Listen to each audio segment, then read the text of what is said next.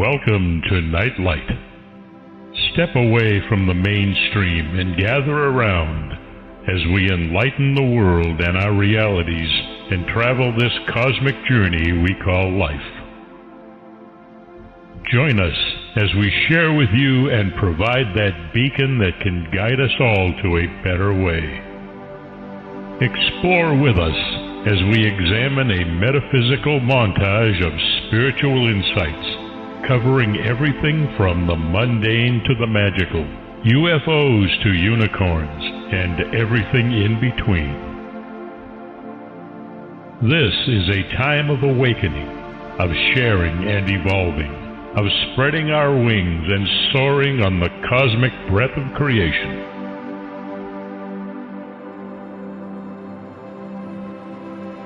Come and join with other like-minded spirits as we weave our lights together to seek understanding, enlightenment, and with a little luck, some wisdom. This is Nightlight, a reminder that you are never alone.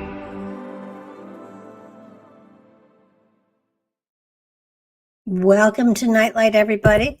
This is one of my favorite shows of the month. This is a time when I get to spend time with Solaris BlueRaven on her show, Neon Twilight, a magical title from a magical lady.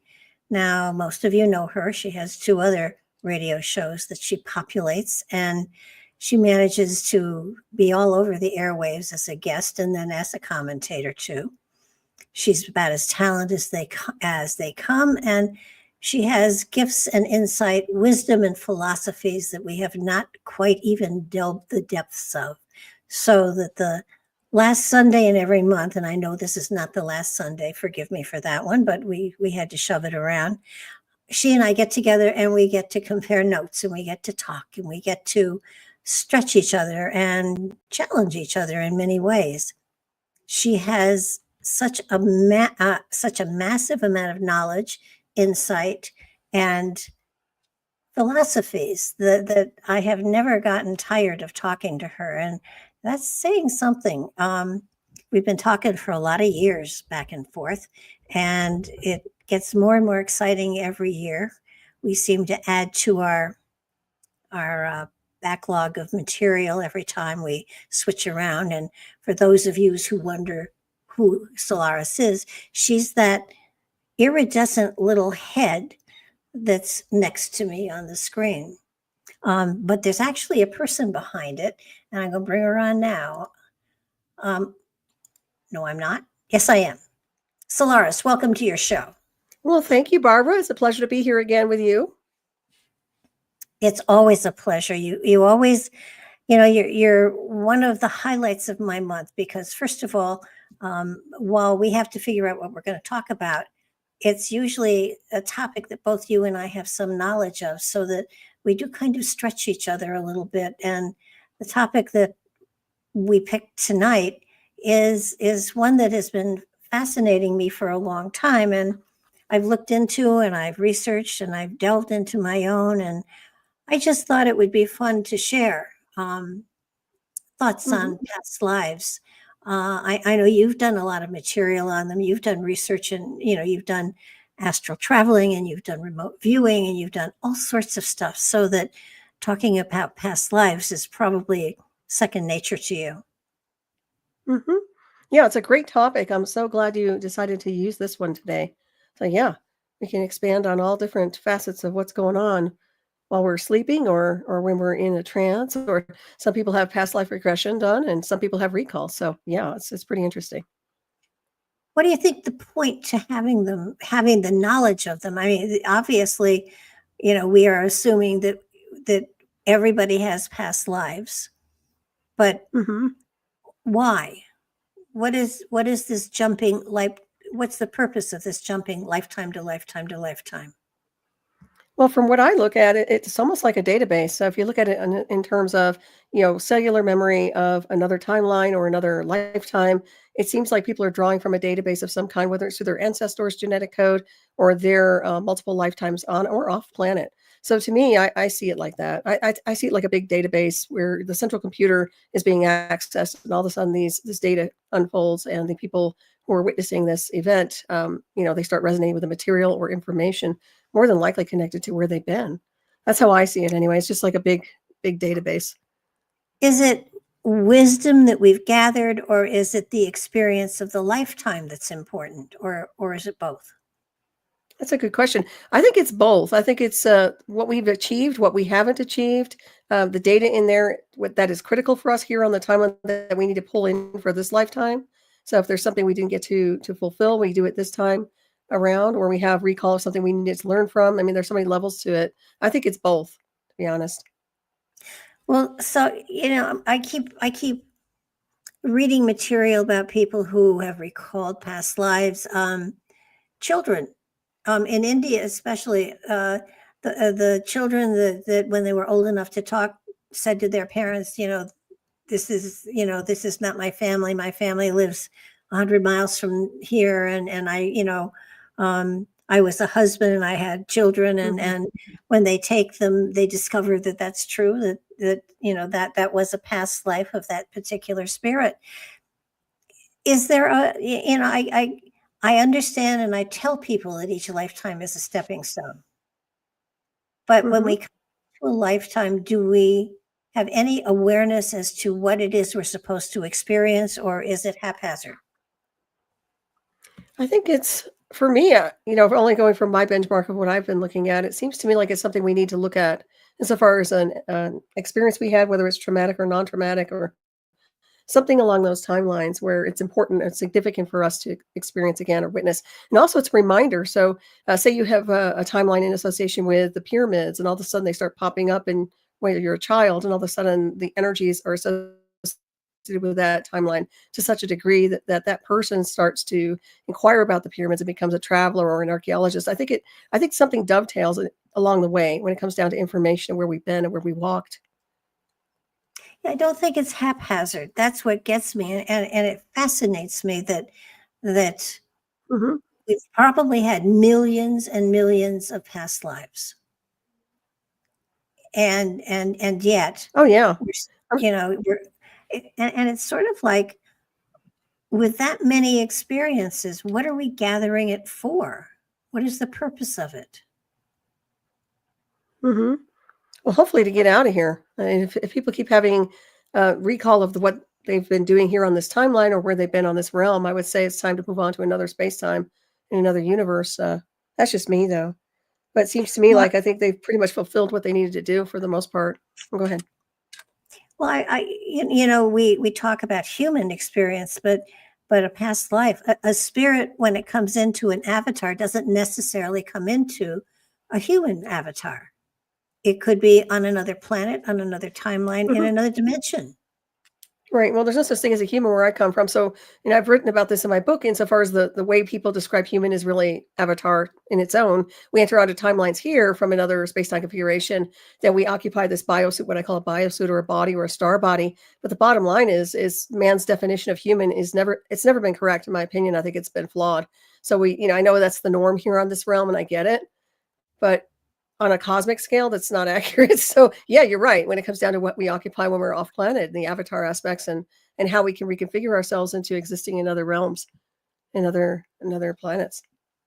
Well, then, is the human experience the only experience? And if it's not, then what are the other experiences doing to expand our consciousness, higher consciousness, whatever?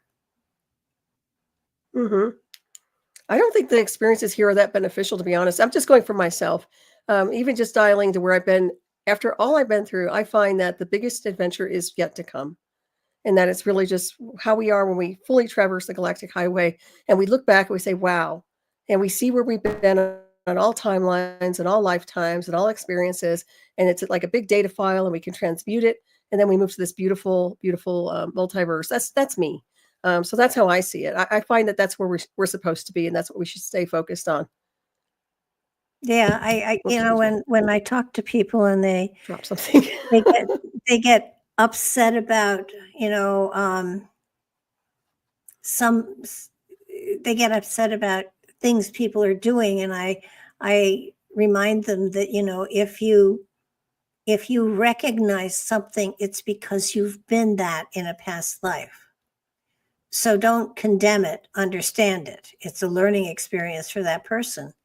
Not a good one. I mean, there's a lot of awful stuff going on, but each lifetime hasn't necessarily always been a happy one. There have been times that we've been miserable, and we've been poor, and we've been slaves, and we've been all sorts of horrible things. And hopefully this lifetime is an improvement. But in the timeline of our lifetimes, we have to have experienced just terrible stuff. And, to come to this point in time and be able to recognize terrible stuff, I guess, means that we've actually been there. And, it's just, it makes me wonder, because we're talking of millions of lifetimes. I mean, have they all been on a human level? I don't think so. I don't think people have been here all along. I think that they've been on and off planet. So when they enter onto this timeline or this existence, they bring a database. You see that with contactees. You see that with others, walk-ins and this, that, and the other. And there are those who are more indigenous to this realm, which means, more, I don't know if they're earthbound, they could be, but there's that also, which comes through. So I think, and I don't believe people have to suffer in any formula. So the idea behind, you must have done this because, this is what you were in a past life. I'm not sure I'm buying any of that. I think all of it has been socially engineered and programmed. And when people have bad things that happen to them, it's not because some creator wants that to happen or they deserve it. It's because people have free will and they act out on that free will. And sometimes it's not very pleasant. So, but there's Madam Karma that shows up with this universal thing where she'll come in and just set it all right. So if something does happen, which is not appropriate to somebody, eventually something else will come down the pike, which will, neutralize the situation. Yeah, even it out. And I've seen that happen. Yeah, absolutely. There's always the ebb and flow. But I think break the program. I think that's what it boils down to. But go ahead. Sorry, I didn't mean to cut you off there. I just, I keep trying to find out. I keep trying to understand. It's obviously something that has gone on since the very beginning. So it has to have relevance. It can't be just something that has always happened and therefore it's always going to continue to happen. There has to be a purpose to it, a meaning to it, a point to our, being, I don't know, a bank robber or a pirate or a king or a queen. Not everybody could be Cleopatra, but there are millions of years here of experience, and you don't have every lifetime on this planet, so that there may be lifetimes where you're in a totally different dimension, having a different experience. How do they, I mean, people have, especially in dreams, have memory of past lives. And those people who write them down have an inkling of an understanding of what that past life was about. Right. Well, what it means to them, it's also a personal journey too. It's a spiritual journey for themselves. Insofar as what that means to them, for the collective, it probably doesn't mean anything. And I look at it also like people get recycled. It seems to me like there's been a pattern of recycling here. Insofar as if they do, they enter onto the timeline, they live a certain life, and all of a sudden they get recycled back in. I don't find that supposed to be an appropriate program. So what my analysis is, when I'm looking at it from an outside perspective, is that cycle should have never happened. And that somehow, some way, there was a misuse and abuse of technology to such a degree people were recycled back here when they should have been living off planet and having an awareness of what they were doing in between space-time. So I know it sounds like I'm off in another universe, but that's really, I think, the objective. So when I'm looking at people's past lives and it's like, okay, so they've had these lifetimes, they get experience with the lifetimes, but then what? What do they do? Okay, they succeed and then they depart and then they come back. I think it's time to move to the next level. And the next level is definitely a different space-time off planet and living off planet and not having to come back and rehash something. Do you think each lifetime builds upon the last, or do you think you come in and you work on different aspects of life each time? That's a good question. I think it's a little of both, to be honest. If there's something that wasn't completed before, I think the spirit is strong enough that wants to enter onto the timeline to fulfill. Like if someone gets taken out too soon, and they wanted to be on this realm, I suspect they'd come back and try to complete that cycle just because they wanted to.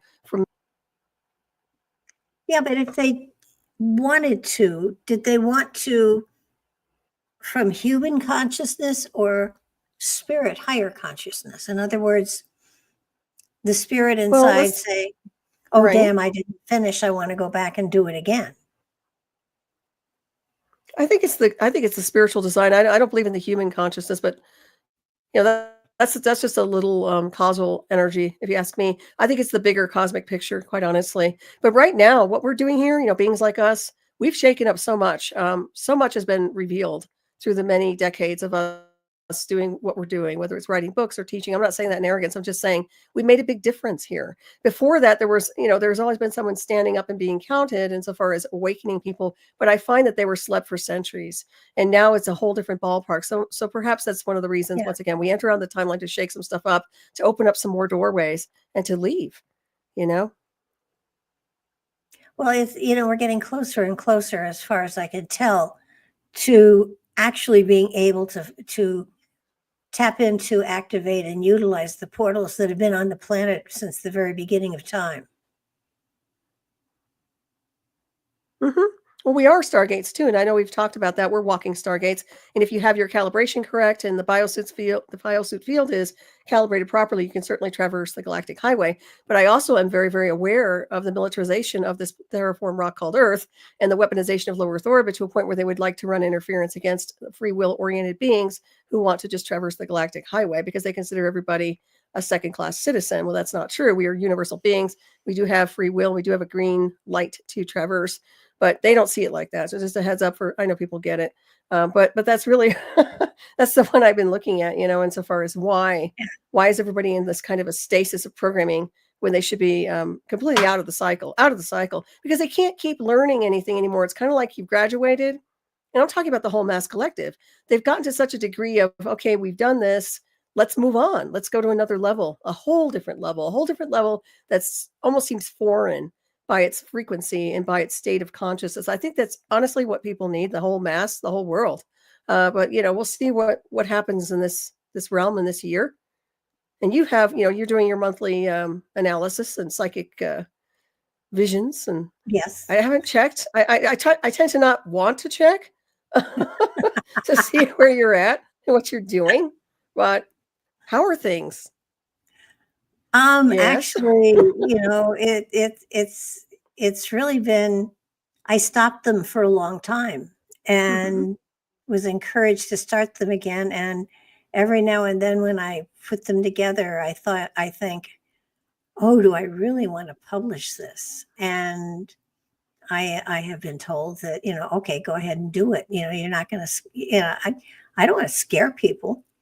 But there is a lot going on. I mean, when I keep talking about earthquakes, and we keep having them, and it's not because I'm talking about them, but because they're actually there. And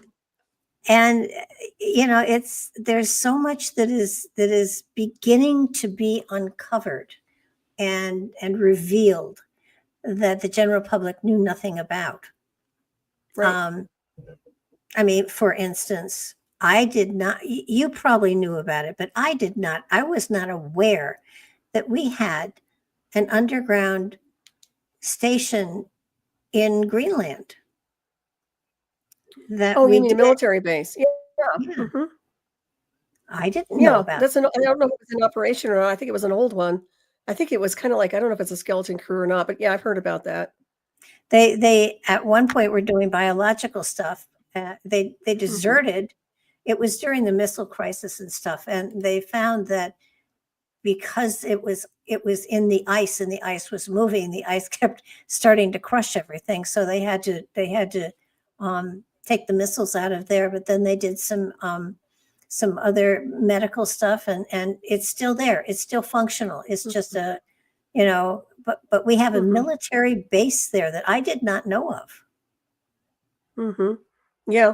Well, I think that's why they're chomping at the bit to have that area, that territory, the new administration. But to me, it's like, they want global domination anyway. It's quite obvious. They're not going to get what they want, though. I mean, even if they try to have it, there are other forces out there that are saying no. And I'm very clear on that. That's not wishful thinking. I'm telling you point blank, and you probably get it too. They can only get away with so much, and then it's going to be, that's it. Well, everybody's talking about one world government. It's just not going to happen. Not now. It will at one time happen, but we're talking hundreds of years, maybe more, as the plates begin to move back to form Pangea again. At that point, there will be a one world government because it'll be one world. But well, that's interesting. I see this place as being moved out of orbit at some point or being annihilated, to be honest with you. But I won't be here. But from my perspective, I suspect this is going to be, this particular Earth was never supposed to be in this space-time configuration. I'm very clear on that. That's one thing that's not, this is why we never get anywhere here in the illusion of space-time. Another part of it is the moon is from a different space-time configuration, which was never supposed to be permanent here either. So once again, you've got two things intersecting there with different configurations. So I find whatever's coming in, eventually this place will be gone and there'll be a new Earth star, but it won't be Earth. We won't see it. We'll probably be off planet by then, or you might be around. Please. And regenerated in your avatar desigin. Okay, that's maybe better. If I that's what I want. I want a new avatar. That's me. That's what I'm looking at. Well, just yeah, we can do that. We can do that. That would be nice. Wouldn't it? Yeah, it's just, we seem, as far as I can tell, we seem to be repeating old patterns. Right. Like a bad computer program. Yeah. Mm-hmm. And it's happened before and it will happen again, I would think. Until they break the pattern, until they reboot the system. And I'm not saying rebooting a government or rebooting a country. I'm saying rebooting the biosuit and also the entire configuration of space-time. Yeah. Yeah. Yeah, absolutely. And they don't understand the mechanics behind that. Even somebody like Musk wouldn't get it. I mean, he really need to be tutored on that. So, but I know it needs to happen. So whatever these guys are doing, man, have fun. That's all I can say. But well, not at everybody's expense and suffering, right? It's interesting watching it, and I have to admit, I'm watching. I'm not I'm not getting upset over anything because I know none of it means anything. Well, it's true. It's almost like a distraction in a sense of a scattering, like just making rapid fire, distraction. And I've always said, energy up, look at the skies, watch the stars, pay attention to what's happening beyond this configuration. That's really what it's about. Well, there's a lot going on out there. Well, there is, but we're all synced up with it, even if we don't feel like we are. I mean, it feels like there's a dampening feel here to some degree with the weaponization of everything. And that's just one little fractal. But the composition of what we are is right there on track with the bigger scenery off planet. So I think people should focus on that. But I get it. Everybody gets distracted. We've talked about the squirrel thing. Well, you get to the point where you get pulled back down to, so should I wash my windows or should I wait? I mean, it's kind of like, I know there's a whole bunch of stuff that's going to have to come down before anything of any major import happens. Mm-hmm. And they're all just playing. It's like children playing cops and robbers or cowboys and Indians. I watch it and all I could think of is, these are children. These are not adults. Yeah, they're very immature, very, very immature. But it's like a rich man's toy too. This realm, this terraformed rock called Earth, has become the rich man's toy. And it's like anything goes if you have the money to do it. And that's what I'm seeing. All the stops are out and it's, it is what it is. And of course, everybody's there like, they're fighting amongst themselves to some degree because they're all in competition for something, right? For the prize of this realm or whatever they think they can get out of it. So yeah, I'm seeing that going on, and it's nobody exists to them. We don't exist to them. And I've said it before. I mean, if you think that the mass collective is important, they're not to them. They don't see it like that. They just want to play the game, and they're playing the game. So once again, live your lives, but also focus on cosmic forms and what's really happening beyond this realm, because they don't, in my opinion, they don't care about the people here in any formula. Well, So you see, that's what I've looked at. these news these people who pay millions of dollars to go up in a space capsule. Oh, right. That's tomorrow. It's all these gals going in. Yeah, the girlfriend and fiance, I Now guess, of I have to Usos. tell you something. It's I don't know if it's this time or the next time or the time after, but there's going to be a catastrophe. Probably. I agree with that. Well, It's it's superficial. It's superficial. Okay. well, it's And that's kind of part of it. Maybe that's the cosmos. well, Go ahead. it's like the submersibles that went down to the Titanic. Right. It Yeah. it Mockery. became, paying $1 million or whatever to go down to the Titanic, and then sooner or later it exploded. And I really Mm-hmm. have a feeling that we've got the same thing. You don't do something like this for fun just because you can afford it. That's stupid. Exactly. Well, they are, though. I agree with you 100%, but I'm seeing the recklessness in that. And I'm seeing it. And that's what's so interesting because I take cosmic forces and space travel very seriously. And I look at these guys like they're reckless. They're almost like madmen. I mean, you have to be eccentric, no doubt. But my point is there has to be something to reel them in and have this reality check of the cosmic design. Like, some things are just plain foolish. To me, I would never do that, but it's all, once again, for show. It's superficial. I think the last time he did something like that, we had William Shatner. Everybody adores William Shatner. Who doesn't love Captain Kirk, right? So they had him Right. as one of those, obviously for promotion and publicity and this, that, and the other. And I get it. But at the same time, there's this, if you're rich, you can come on board. But if you're poor or if you're, middle class or upper middle class, oh, heaven forbid, Cinderella, you can't get on that craft. This is for the rich people. And this is where it's going to go like the SS Titanic. I'm telling you, man, at some point it's going to implode. And I agree with you on that. I just feel like it's going to happen within the next 12 months. That there will be, now I don't know if how much each of them pays just covers the cost of the ship and the fuel and everything or whatever. But still in all, that many millions of dollars, look what it could do to Appalachia. Oh, right. Yeah, that's true. Yeah, they don't care. I mean, That's my point. They don't care. But um, low Earth orbit isn't a big deal anyway. I don't know why they think it's so. We're space travelers. You're not space travelers. You're going into low Earth orbit. Give me a break. That's nothing. Okay, that is nothing. I know it seems like something, but it's not. Okay. well, we're not So my gonna point is send like it to whatever. Mars. Oh, even Mars isn't impressive at this point in space time. So I'll tell you point blank, man, and especially since we understand the complexity behind exotic tech and using rockets is just not something we do normally if you're a real traveler. So go ahead and use it and play the game, guys. Play the game, and everybody's along for the ride. And I'm bored, and I don't have any popcorn. And what else can I say? Well, no, it's just that. Now, don't get me wrong. You might have coaxed me into a submersible until the explosion, then not. But Well, I like would have, submarines. well, yeah, but I would like to have seen the Titanic, but not now.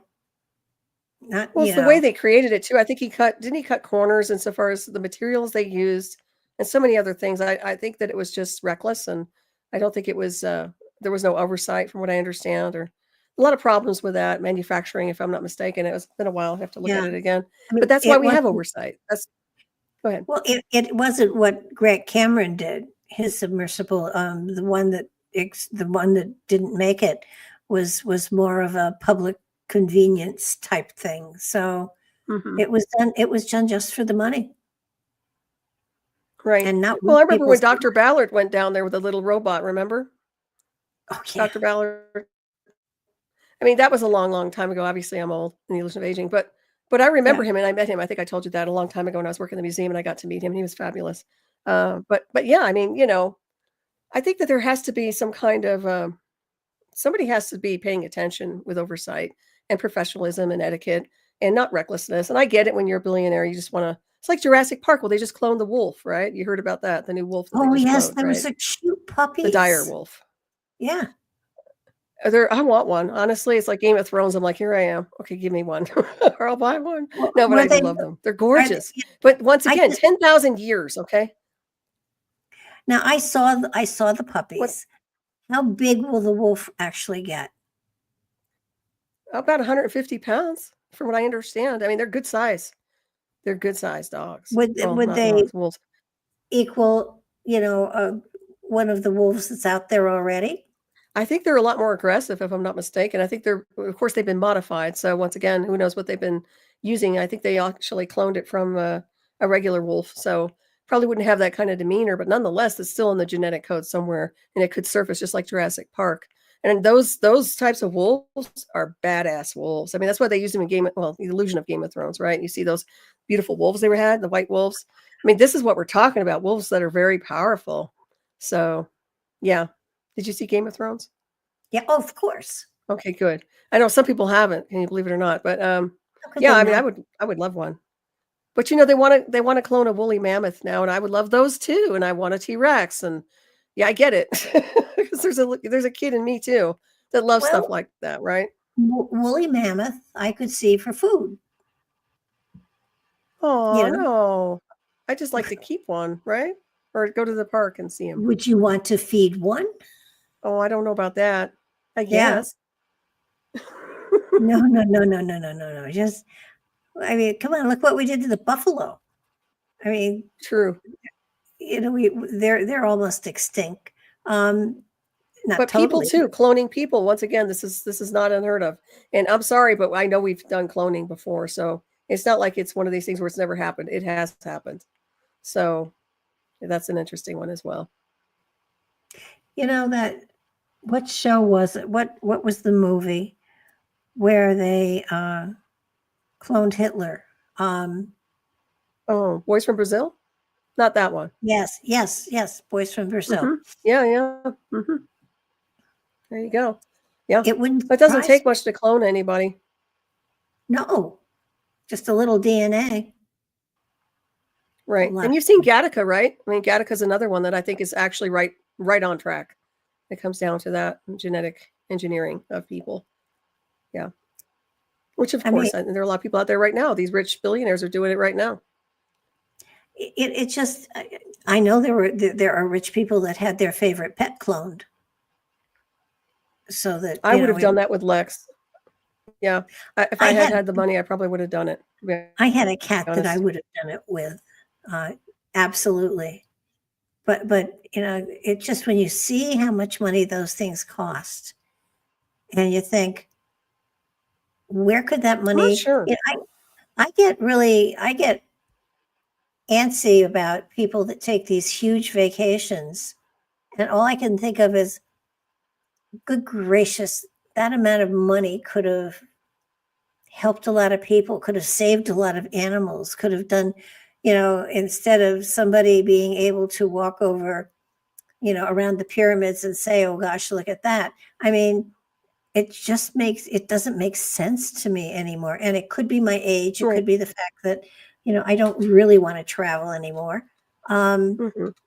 But when I look at how much money it costs, I know a couple that went to Dubai and they stayed in a hotel, and the suite they stayed in was, and it was a suite. They had their own private surge pool, and then they had their own private little dock into the ocean, and it only cost, without meals, $6,000 a night. 6,000 a night? Yeah, Wow. That's pretty. That's not cheap. But I if you're a millionaire, it doesn't matter. That's nothing. I mean, people I can would have afford it taken if the they have money. shoes. I mean, forget the bathrooms. I would have taken the I'm shoes. I think it's beautiful there. I've seen pictures and it's very, very cool looking. Okay. I've known people that have been cameramen over there, and I don't think I'd want to be there. I think there's No, things that behind the scenes, you have to be very, very careful as a woman there too. So it is what it is. I think it's beautiful. Very nice. The buildings are fantastic and all, but yeah, there's yeah, that going on. And once again, you're right about the money thing. I didn't want to cut you off. I'm just saying real quick, but if people would just understand that we're not designed to be poor. I don't think anybody's designed to be poor and struggling. Everybody's in survival mode except them. And that has to change, because honestly, the only reason they're rich is because of the mass collective giving them that ability to be rich by purchasing their products or whatever it is. And eventually that puts them in another scenario of wealth, right? So I think everybody should be a billionaire, and then everybody can be happy. That's my Peter Pan wish. Okay. You know, It can happen. It can happen. You know, I don't want a lot of money because as soon as you have a lot of money, you worry about it. I wouldn't. I just And live. I'd be going off planet. I'd just be getting out of here. I wouldn't worry. I don't think you'd be worried either. Well, though I see these guys worrying. It seems like they're obsessed with their money. These rich people. yeah, So it's with kind of stocks like and everything else. exactly. And it's funny. My sister's husband died, and when she got his portfolio and rolled it into her portfolio, it was more money than she'd ever had. And now she is constantly looking at how to protect it, how to invest it, how to do this, how to do that. I don't have to worry about that. I have no money. You know, whatever comes in is what I spend, and I spend it. And you know, I don't have to worry about interest rates or anything like that. I just have to worry about covering what I'm going to spend for that particular month. I can't these people that have so much money that they have a stockbroker and a whole company there investing their money and their puts and shares and the whole thing. I'm sorry, it doesn't make sense to me. If you, and I have another friend who suddenly came into money, and all he does is worry about who's going to get it when he dies and how can he invest it. And Wow. you know, no. Huh. Yeah, That's very interesting. Money is like you know, they say the root of all evil. I don't know if it's the root, but it sure is the flower of evil for sure. Well, I think they just I think that they're paranoid, but it's unfortunate. I don't know. I wouldn't mind having a lot of money, but I wouldn't be a weirdo with it. I'd probably give it away, and I do eccentric stuff. I mean, like beyond SpaceX stuff, and it's, you know, it is what it is. But I certainly, you know, it is. I don't have a problem with money. I really don't. I think that people worry about it too much. I think that's going to put a block on it, like what you're describing. If they get so scared and so concerned, they're going to, you know, I've lost things too. Remember, I would have been retired with a lot of money in my 40s, and I was extracted into a program which took away everything. So I know what it's like. I know what it's like to have everything taken from you and not have it back. I get it. So, and I never look back. Okay. So, you know, it is what it is at this point in space time. We get to the point where it doesn't make sense to me. You know, I am sustainable. Now, if anything massive happens, I'm in deep trouble. but if nothing major happens with the government and everything, I'm okay. And hopefully the government will stay around for another, let's see, I intend to break 100. So at least another 20 years. 100,000 years. Well, you'll be around for sure. And maybe the government won't, but that doesn't mean you're not going to have anything, right? So once again, things can happen where you'll be abundantly wealthy and you know, comfortable and everything else, and they may not exist anymore. That would be. I mean, things can happen overnight, you know. Well, you know, it's funny because of all the ads on TV, the only one I really have trouble with is the ASPCA. And I want to take all those animals that have been mistreated, I want to have a country where I could just turn them loose and feed them. I know. I'm the same way. It's just, it's awful.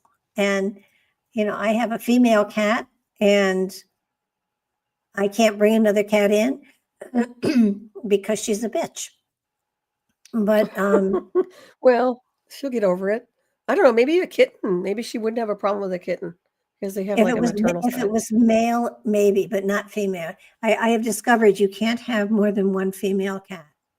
I have male cats. I have 3 male cats and 2 dogs, and they're all males, actually. I like males better than females for animals. Absolutely. Sorry. Now, her brother was bigger than her, but he tried to play with her. He literally tried to kill her every day. And so when he passed away, she suddenly became a different cat. And it was wonderful. And she cuddles and she does all sorts of amazing things that she never did before because she was too terrified of her brother. So I guess if I was going to bring another cat in, it would have to be a male. But as far as these shelters and everything, I mean, they do a wonderful job, but people just throw their animals away and they mistreat them, and it just it breaks my heart. Now, if I had $1 million, I'd spend it on animals. Well, I donated my Volkswagen to the Humane Society, which was stupid, actually, because I love that car. But it was there's a story behind it, but I can't believe I donated. I look back now, I'm like, oh, I missed that car so much. And it was a beautiful diesel, and it was standard and had a moonroof, and oh well. But anyways, it benefited the Humane Society. And I do love animals, and I totally understand where you're coming from. And Apollo has that trauma from wherever he was as a puppy. But he was just he's so much better now, but I'm telling you, these animals go through hell. And it takes a while to get them just to stop having like PTSD symptoms, Yeah. So it's amazing. And they're charging a lot at these humane societies, by the way. I've like for like almost like a $500 for a dog and $400 for a cat that's just a regular domestic cat. I mean, they're getting kind of greedy. I understand they need the money, but I'm like, really? You guys are charging an awful lot of money for a dog like that? And when you stop and think about it, what we're doing to our animals is horrible.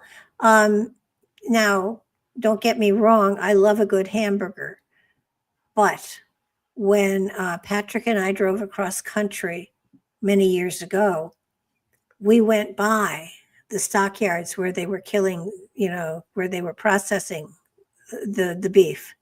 And we saw the animals in the pens and we smelled it, and I couldn't eat meat for a couple of years. It was just seeing the horrible conditions that they were being put through. There has to be a better way. And the same thing with chickens. I don't know. I agree with that too. I don't feel as sorry for the chickens as I did for the cows. Well, chickens are not, but they can genetically modify. I know they do, and people hate genetically modified food. But my point is, I think there's a way to synthesize meat to a point where it's not garbage and it's not insects, but it's actually something which tastes like a cow or a steak. And maybe that's the best route if people don't want to. I mean, honestly, it does take up a lot to breed animals and to butcher them. I mean, I don't see the logic behind that. Do you? Just basically that's all they do is breed cattle and that's it. So yeah, I think that whole cycle of murder and that whatever it is needs to go. But the same thing with people too. They're not designed to die. I know people think they're supposed to live this cycle of life and death. They're not. We're in the wrong space-time configuration. We wouldn't be dying if we were in the right space-time.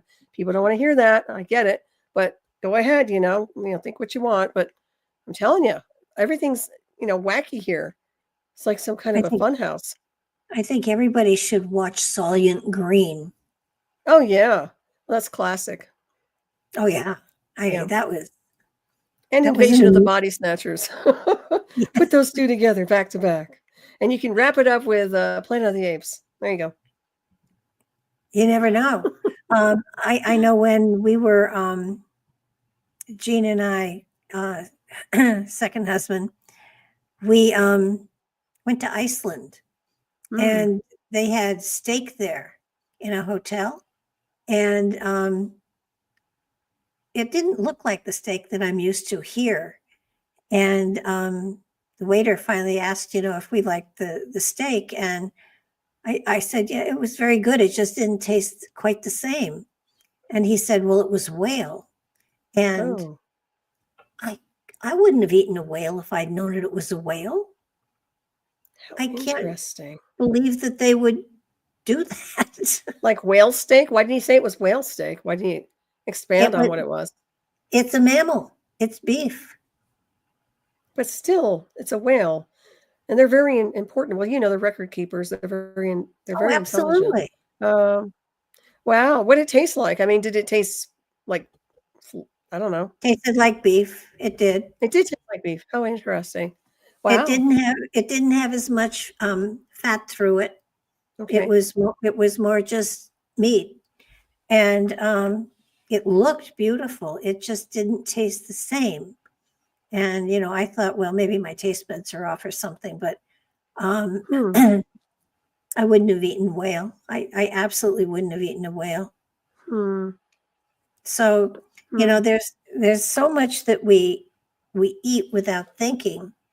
And after seeing, the slaughterhouses, there was no way I wanted to go near beef Right. for quite a while. Hmm. And it just has to be a better way to get your protein. And of course you can with eggs and cheese and stuff like that.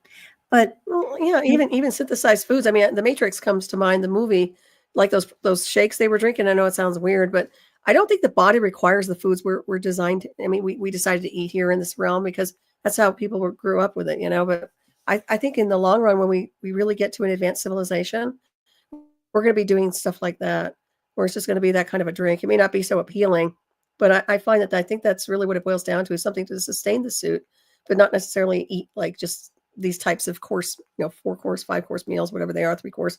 I don't think people need to anymore. And as the older you No. get, the less food you require, in my opinion, anyway. So, yeah, I think things will change. They really will. We might look back in our time machines and say, gosh, look what they're doing now, and look what they should have been doing then, and all that. So, well, when I think back about the kind of life my grandmother and grandfather lived, and then the kind of life I'm living now, it's so different. right. And it's amazing because you just don't see centralized families anymore the way you used to see, where there would be a grandmother and a great grandmother and everybody would get together for certain meals and stuff like that. That doesn't happen anymore. So No, that it so doesn't. that so the aspect of family is changing dramatically. And I'm not sure I like that, to be honest with you. Yeah, it's getting more synthesized, kind of digital, in my opinion, and I think that's the future. Also, it's going to be very, very different. But yeah, of course, it has a lot to do with the technology and everything else that's been coming along, that's being revealed now. It changes the whole dynamic, the way people communicate globally and everything else. I mean, it's convenient, but it's changed everything. Oh And I yeah, don't know if it's bad or good, honestly. It is what it is. well, I don't know either. All I know is that I have 2 grandchildren that I don't see. They're at school, Hmm. but even when they're here, they're off doing their own things. And if I can't follow them on Instagram or X, I wouldn't have a thing. I wouldn't know what they were doing. Hmm. Right. Right. Well, their And knowledge is based on basically interconnecting and also being accessing Google, where they used to ask their family members or their parents or their grandparents about information. Now they can just go right into the database on the internet. So that's another thing. It's taking the communication that could have been there for education from a family member onto the internet, if you ask me. but even the internet, you can't trust anymore. Oh, I know. I mean, some of the data is okay and a lot of it's not. And even those chat GPTs, they're not all that either. I mean, they appear to have some data that's good, but at the same time, only as good as how much they've data mined and acquired, and what kind of database they're using and who's putting it together, and this, that, and the other. So it's based on perspective. It's not really based on truth. Or sometimes it can be biased, and we've talked about that before as well. So yeah, I think everything's kind of sketchy right now, quite honestly. Knowledge is very different, and then the way It people are it, acquiring their information. it really it bothers me because, first of all, kids used to learn history by listening to their parents. Hmm. And Right. and yes, their parents obviously had their own opinions and stuff, but when they talked about war, probably one of the relatives had been in a war and stuff like that. And Hmm. today, um, that's in one of the schools here, they're teaching the Holocaust didn't happen. Hmm. And Yeah, teaching a lot of stuff. it's Yeah, they're just it's based on whatever they want to teach. Yeah, no. well, that and the thing that they're doing about homeschooling. I frankly, if I had a child today and the energy, I would homeschool the child. Hmm. There's no way I would trust a public school to teach my child. No, but I can tell you the future of education is going to be like Ender's Game. It's going to be just like that. If you've ever seen it, children will be interconnected into a communication system interface. They'll be downloaded with data. and that's how they're going to run. I'm not kidding you. That is the future. And I'm sure a lot of these rich people have already gotten that insofar as how they're training their children. I wouldn't be surprised they're using the tech already with that. So or surprised rather. So yeah, we'll see what happens. But yeah, I mean, if you're getting mundane data, well, you know that. Even well, you're a teacher, but you were probably teaching the good stuff. But honestly, I hated school and I didn't pay attention. I was very intelligent, but I didn't like school. And I think I might have told you when the first day I went to kindergarten, I got in the car. My mother goes, "How'd it go?" And I'm like, "I'm quitting." That's it. So that was me. Okay. I'm telling you point blank, because I was reading books and before I even started, and I was always reading like adult books, and I wasn't messing around with children's books. I was reading, like, we had a big library, so I was into that. But I can see why children get like, oh, this is so lame, or the teachers are not giving them what they need.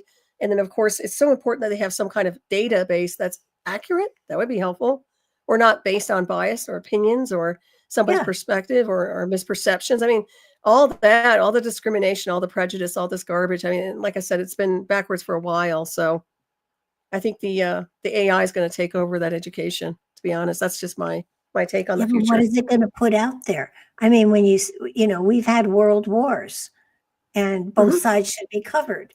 I mean, I think that it's like the North and the South here in Nashville. You talk to a lot of these Southerners, and it's kind of like the South actually won, but we let the North think they did. And it's so what is the truth? And you kind of, and then they can't get over that either. I didn't mean to walk on you. I'm sorry, but the whole idea behind them having polarity with the North and South and the whole thing with the Civil War. No, this is, and see, that's still in the bloodline. Okay, the polarity is still there. We're talking about past lives.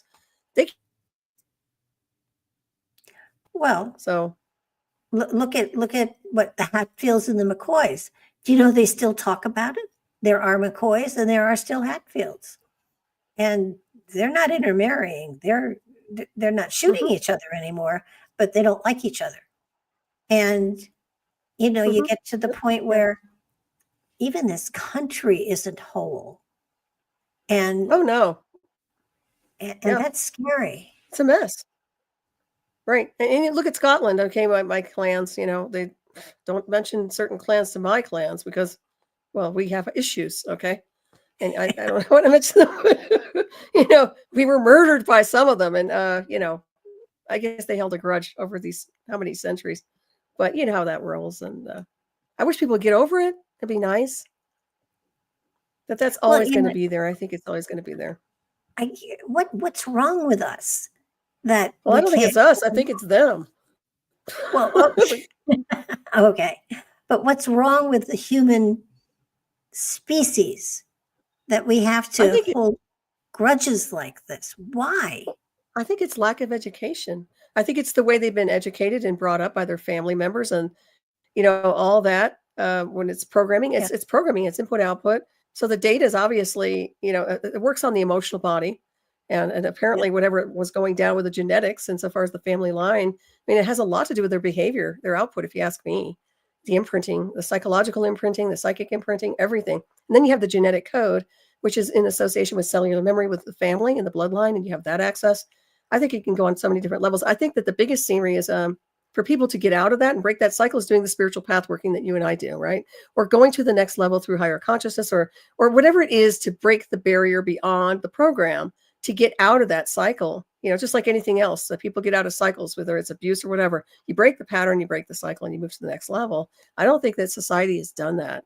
And it takes a lot of work to do that. And it takes almost breaking away from your family for a while to redirect the flow of what you want to do and do what your desires are versus what they want you to become or what they want you to be. I mean, I've seen that before, that imprinting that goes on to such a degree that it puts a poison on the person who's trying to grow and evolve here.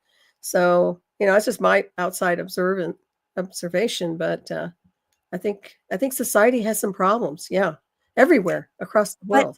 But is the solution taking kids away from the family and putting them all into one group and teaching them as a group? Or I mean, I know parents that just suck. And I agree with you. I think some parents should be having children.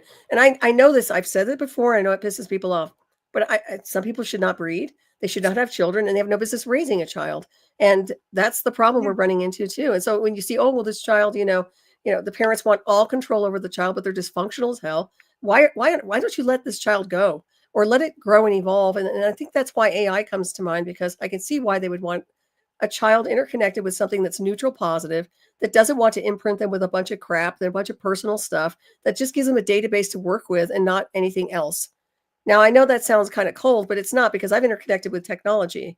And for me, I think that that's the best way to learn. The interface is a phenomenal way to learn. You can call it machine learning and a lot of other stuff, but that's just me. But some of these parents out there, I don't think they should have had children. And actually, I probably shouldn't even mention on air, but yeah, go ahead. Well, it's for educational, yeah, but there's something a family does teach a child: compassion, caring, giving, sharing, theoretically. Sometimes, but not all the time. I mean, think about it. A lot of parents are cold. They're narcissistic. They don't teach their children right. As a matter of fact, they grew up with the same pattern the parent has and the same addiction issues. So I don't know. I think if you're a wonderful parent, kudos to you. And I know there are wonderful parents out there. Don't get me wrong. There are. But I also know there are a lot of creepy parents out there who abuse their children. The kids grow up messed up, and they could have avoided that, first of all, by not having a kid. If you know you have a problem psychologically or you're an issue, don't breed. Don't have a child. Don't put them through that misery. And don't adopt an animal. I'm just saying this. Get help. Get somebody to help you. But that's just the way I see things. And it's not cold. It's my way of protecting a future. And, maybe instead of having to get a marriage license, you should have to get a breeding license. Well, honestly, I don't think people should breed. And I've seen it. They do it sometimes to secure the marriage, to trap the male. I've seen that. I've seen it to a point where it's a contract, that the marriage is just a business contract. And it's just, to procreate for whatever it is for their family line, this, that, and the other. So I don't know. I mean, it's really not my business, but I'll tell you, I don't like it. I don't like the way people just casually get into this thing about family, and they say it's all about family, but it's not. When push comes to shove, talk to the child, talk to the adult after they grow up, and tell me what they think about the whole scenario as they were growing up and the misery they were in. And I can look at that and reflect on so many different things. I mean, if I could have a conversation with a lot of my family members, I would have said, you should have stopped breeding. Okay. I'm not trying to be mean. I'm just saying. Okay. Well, I have a sister who I love. And when she got married, the second time, I said, look, if you have a child, I will take that child and raise it as my own. Because you'll be a terrible mother. Because she would have been. She didn't. But I think that there should be, I don't know, a breeding license. I think you should be required to qualify to be a parent. Perhaps. Yeah. And also, I'm not trying to sound snobbish and everything, but I'll tell you, don't have a child if you're poor. I'm sorry. If you're broke and you're struggling, you know how hard it is to raise a child and give them everything you want to give them when you don't have a dime. It's hard enough when you have an animal if you don't have any money. Please don't bring a child in. And I'm not trying to sound mean. I get it, but there's precautions you can use. There's all kinds of things you can do to not get pregnant. And it's my opinion that they should not. I'm sorry. And just say, oh, but they only need love. I'm not buying it. I'm sorry. Kids need an education. They want the nice things in life. They want to have nice clothes. And it's not superficial to look good. And it's not superficial to have the nice things in life and not worry about when your next meal is going to come from, or have to hawk something at a pawn store because you don't have the money to pay your bills. And I have seen this stuff, and I'm sorry, but I'm not trying to sound mean or anything, but I'm telling you, people, be responsible. And that's the only thing I can mention is I don't see responsible very often. It's always an excuse as to why they want another kid. It's disgusting to me. So I don't know. Don't get me started, but that's one of my things where I'm like, oh, please don't have any more children. Well, no, I agree with you. And not only that, but there are people who want to adopt that, can provide things for children. And there are people that have babies because they get money for every baby they have. Oh, that's right. Well, the welfare ladies or whatever they are. Yeah. No, I see that too. That's insanity. I'm sorry, stop breeding. And I think that at some point, I don't want to sound like this sounds totally cold, but why don't they get sterilized or tubal ligation or something to stop them from breeding? Does that sound mean? I'm just saying, be responsible, for crying out loud. Stop having children like that. Stop getting knocked up. I think they do it for their own weird ways, but you're right. I've seen the welfare ladies, like 5 kids, and they're all on food stamps. I guess that's where the food stamp fraud comes in, because you have that going on. I'm sorry, but stop having children. You wouldn't be in that predicament to begin with. If you were a responsible adult, you would have stopped at one. Even if you had one, you would have gotten some kind of an education so you make a living, right? You don't sit there and have all these kids and then can't afford them. Then the government has to deal with it. I'm just saying, I see a lot of problems there, and I can understand why they were looking at certain levels of fraud. Well, certain But levels that's none of my business. can Like you're with the see. fraud. No, I can see certain levels, and yet there are family is important, and there is the element of family and struggling together and making things work, and it is a lesson for sure, but it's kind of hard to explain to Mhm. a child or a family or whatever. It's really quite amazing. So, I agree with you a lot, but at the same time, a family unit is a very precious thing, and it can survive anything if it's the right kind of family unit. Well, that's just it. If it's the right family unit, that's just it. Yeah. Excuse me, I got to kill a bug. Uh-oh, what'd you get? I don't know, but it's a big one. Uh-oh. It's now a dead one. 'Tis the season, I had a Yeah. wasp come in my house earlier. Oh my I had to goodness. I have to get rid of that because the cats will go after it. But as much as I agree with what you're saying, that there are people that shouldn't breed,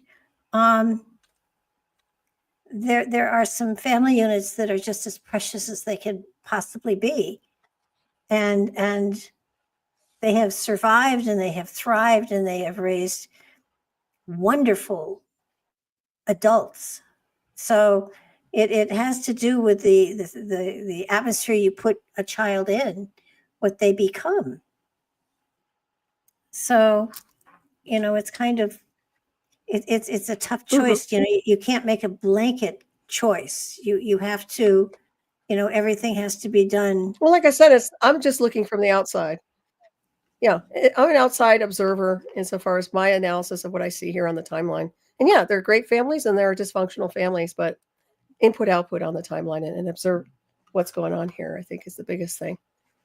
And Well, the future is going to be interconnection. I guarantee it's going to be AI interface anyway. So, and that's not going to be related to the family. They're not going to be a hive. So when you look at what's happening to the family unit now,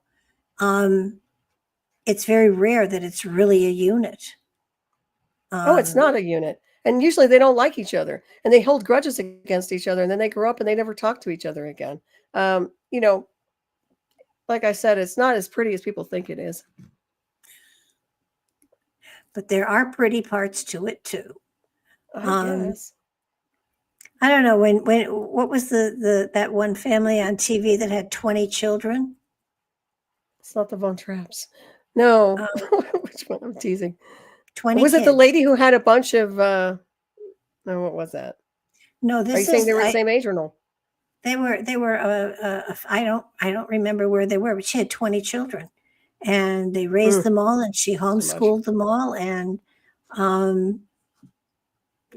they did well. They had they clearly had enough money, they weren't starving. But that's a bit much. 20? No, I don't think so. That's a litter. Okay. Yes, it's a big litter. But when you look today at what the family units are, both parents are working, the kids are in school, there isn't enough together time. Everybody has cell phones, so there's no talking. Do you know I learned about my family by being bored to death at the dining room table every Sunday when my mother and grandmother talked about family. Mm-hmm. And I would kill now to be able to ask questions that I should have asked then that I didn't. And that whatever the wisdom was there or the information was is gone. Mm-hmm.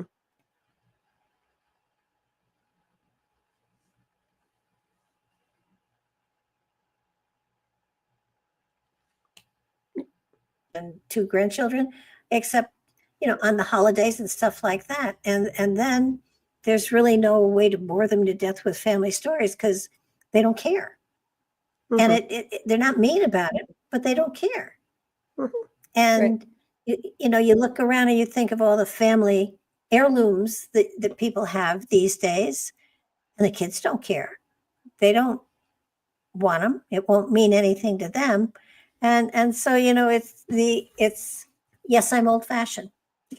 Mm-hmm. Yeah, it's a new generation. It's just a new generation pretty much raised by the digital arena. And, Yeah. Like I said, whether they like it or not, the bonds of those families are disintegrating, whether they like it or not. It's going to happen. They'll still stay in touch to some degree, but my point is that that's the future. And I think that's what people are seeing right now, if they even make it out of this wormhole happening right now in this country and in the world, we'll see. The world is definitely going through shifts and changes, and there is no more normal. We're getting to a point where we are looking at whatever the new normal is. We haven't gotten there yet, but I don't. It's so disorienting that I look at it and I can't fathom as to where it's all going. Every country is out for itself. Nobody wants to join together to do anything together. And together is how people survive, not separatisms. It's really most disconcerting to look at it and think, this is supposed to be best country in the world, and I look at it and I think, I don't see that anymore. I mean, I'd rather be here than anywhere else, and I know you'd rather be off planet, but Mm-hmm. but it's sort of like I'm worse than Musk when it comes to that. Yeah. I think anybody can be worse than him, but it's me. Well, Go ahead. But aren't we looking at a situation where, as individuals, we have an obligation to educate if anybody's listening? Well, I think that you've been a great educator when it comes down to where you've been and the information you bring forward. Myself too. I mean, people don't want to hear covert technology. They don't want to hear about the advancement of artificial intelligence. Some people do. A lot of people don't. So, I mean, it is what it is. I think the seekers find the answers. And just with any generation, I mean, it's just because they're born into a family and that family's doing okay doesn't mean they're part of it. You'll see a lot of people get educated most of the time outside the family, whether they're reading books independently or they find a teacher or they do something that changes their life forever. So that's another fabric as well. And with this country, you're right. It's the best country in the world. You know what made it so great and the illusion of back in the day was our technology that we stole. We borrowed, we stole, you can say however you want. My point is that we inherited a lot of advanced tech after the war, and we inherited a lot of data from Nikola Tesla. And that's what kept us very powerful and with that black sciences and technologies, which made us the best country in the world, But now, China's catching up and everybody else. So we'll see where that rolls. Well, what makes, you just said technology and power. And I don't know that power makes us best. It makes us most powerful. It doesn't make us the best. I know when I got out of college and had 2 master's degrees on top of that, I didn't start to learn until after that. And right. Doing things like the podcast where I have to read a book in order to talk to an author, that's been my education. That's where I've gained most of my knowledge, my wisdom, my insight, my inspiration. That's where my education began, when I took control of it. And not Right. everybody is going to take control of their education. No, not at all. Yeah, unfortunately, they get into that vicious cycle of survival. They wind up just having to work a job they probably don't like, making a amount of money that sustains them and keeps them going. Once again, that's a survival mode, right? But where's Yeah, the education? Where's the time for them to learn and grow and evolve beyond that? You can learn certain things, sure, when you're working, and of course, hands-on is the best training. But my point is that there are other levels that people need to be involved in, and that's not happening. And that's a deterioration in this country, big time. And I've seen it because people are so working 3 jobs, 4 jobs. I mean, I've seen people work a lot of jobs, multiple jobs, just 1 or 2. And to what point, I mean, do they just take a break, right, and start learning and relax or read a book or even for their own entertainment? That yeah. doesn't even happen. And then, of course, we were just discussing the rich, the billionaires, who can buy anything in the world. Well, I'd like to see them in that mode for at least a couple of years so they understand where these people are coming from. You know, I just think it's one of those things they should experience. Well, I gave my son and daughter-in-law and the 2 kids, I gave them books for Christmas, and Hmm. they were good. I had spoken with the authors. I knew the book in and out, but I bought the books and gave them books. And my son, no, it wasn't my son, but somebody said, "Well, did you get the books for free?" And I said, "No, I actually bought them." And they were great books, and I thoroughly enjoyed them. And they were, easy reads and full of interesting insights. And Hmm. and I asked him, my son, uh, today. I said, just out of curiosity, has anybody read any of the books that I gave you? And he said, well, he could only speak for himself and his wife, but no, they hadn't, not yet. And I said, well, Hmm. they'll be there, and someday you'll pick one of them up and Hmm. read some interesting stuff. Right. Um, it blows me away that the element of reading is no longer a skill people really utilize or enjoy, Mhm. That's true. which Well, it's because we're in bothers the me digital world. greatly. Yeah. No, I agree. Well, back in the old days, I mean, we were able to do that, and it's our downtime and quiet time. Nowadays, people just have the digital stuff going on. So, yeah, instant gratification, and their minds are working a little bit faster to a point where they probably don't want to sit down and quietly read something that probably takes a little bit longer. I've That's seen that probably. too. I've given away a lot of my books for people who've wanted them, which I Mhm. probably should have charged them for, but I didn't. And they don't read them. I have one that says, "Well, it's been sitting on my bed." I'm like, "Why didn't you read it if you don't want it?" I just don't want to waste any more money spending, on Yeah, postal at the post office. If you're not going to read it, I'm not going to send it to you. Okay. I don't care if they read it, but my point is that people just don't read unless it's on the internet, usually Kindle or something like that. yeah. To me, it's sad because there will always be authors, there will always be writers, there will always be poets, and with the kind of um, electronics we've got out there today, so much is available that we can say, I want a book on such and such, and you have a list, a huge list you can draw from on Amazon. I Hmm. mean, uh, there's a love of the written word that that has not been taught to children anymore, which Hmm.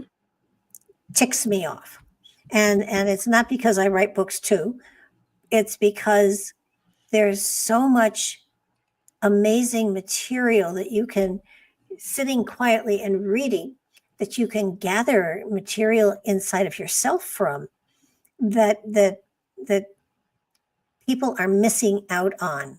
They Hmm. will Google something, they'll ask um, Alexis or whoever, Oh, chat and GPT. Yeah. they'll get their answers.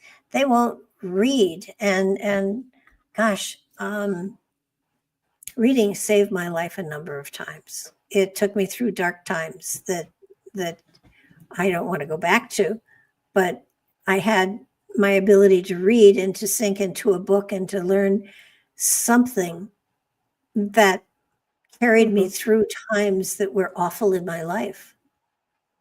And I just can't imagine someone not having that tool.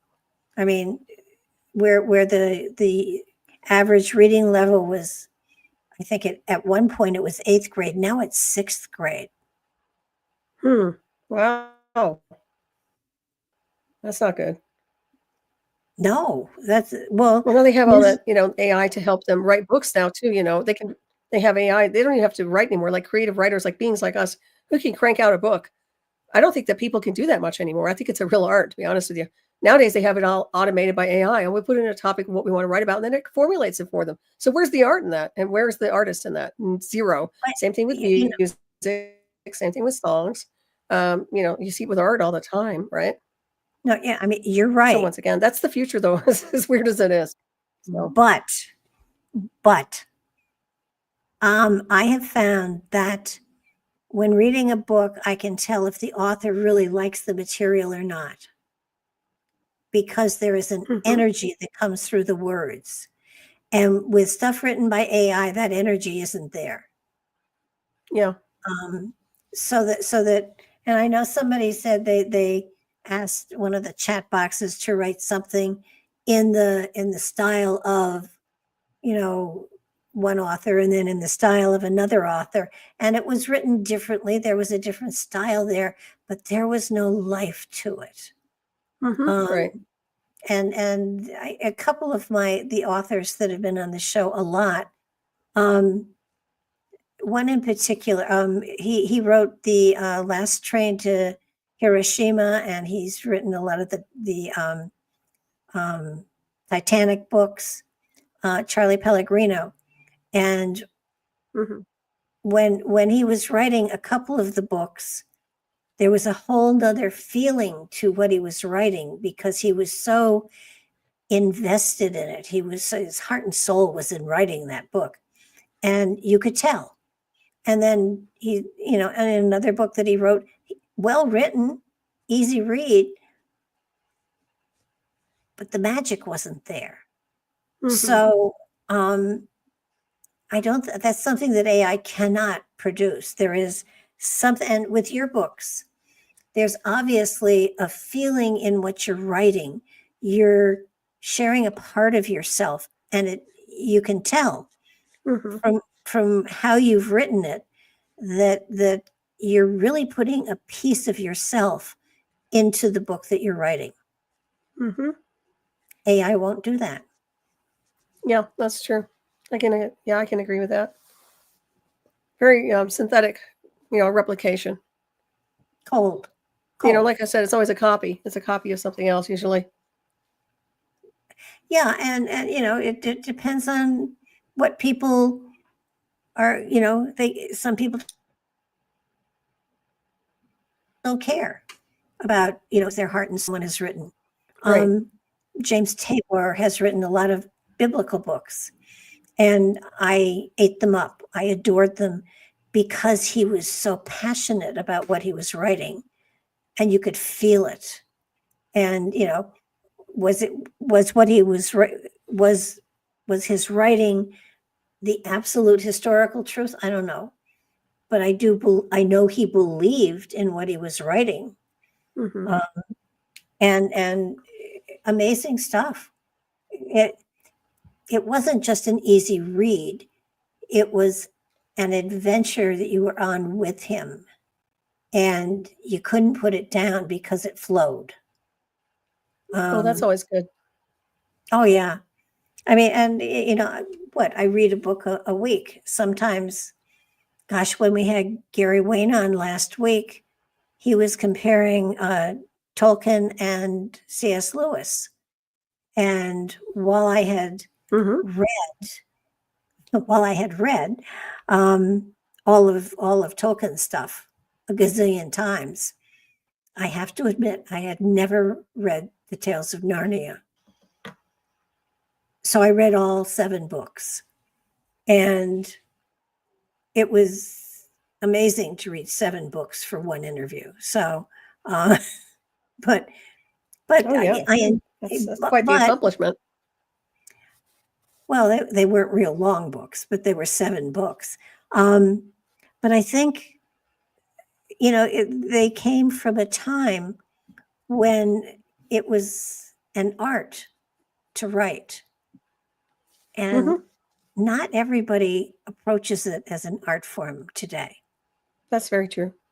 Well, they're wanting to make money most of the time, so they don't care as long as they have some kind of content. Unfortunate, I know that's how they roll these days. I'm telling you, Well, which is a you shame. can't, very few people, you know, um, can live on what they make on writing. Very few people. Right? But Oh, there's nobody some. makes any money. Not at that. Well, maybe Stephen King. Oh, Steve, he had the worst deal ever.